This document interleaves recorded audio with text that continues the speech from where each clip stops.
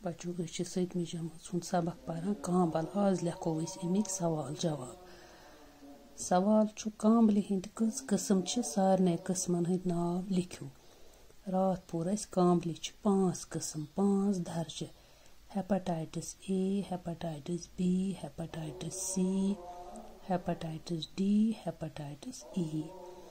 कांबल बेमार हज अलामत क्या अलामत गई निशानी कित कन तर अकिस इंसानस फिक्र ज कांबल गम।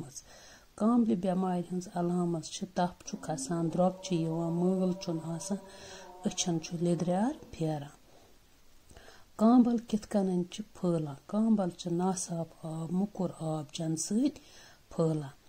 4 सवाल गो कांबल नश बचन खतर क्या पज अस करन। अस पज पनुन ओंद पोक साफ थावन ग्रेकनवित त्रेश चेन वर्जिश करनी नम कासन तो कांबल बेमार सुन ोट पज न अस क्योन कह।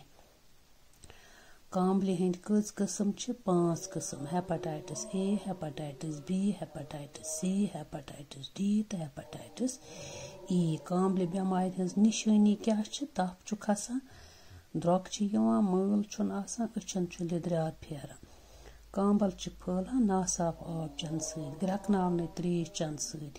कांबल नश बचन खतर पज पनुन ओंद पोक पनुन माहौल साफ थावन सफाई थावन ग्रेकनवित आब चोन वर्जिश करनी नम तुलन तो कांबल बेमार सुन ोट पज न अस क्योन कह। वो सो बच्चों पत अत ब्या सवाल बन कन दिन आमत सही लफ्ज मानस मज वर्तयत बरू खाली जाय।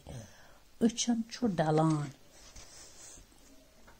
जख्मस तेलान, दंदस वकान, कलस चरान, दिल रावान, वनी चलान, जिगर छेनान, म्याद चौकान, कल गीरान, अस फोरान।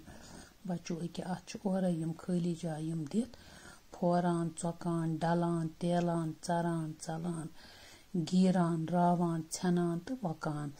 जख्मस तेलान, दंदस वकान, कलस चरान, दिल रावान, वनी चलान, जिगर छेनान, म्याद चौकान, कल गीरान तो अस फोरान। बच्चों अथ मकलाव अस कांबल सबक। खाली जाय आसो तह रात करनायमस मे आज कर सवाल 4 तो यम बाकी खाली जाय इंशाल्लाह पगह पढ़ो पत ब्या सबक।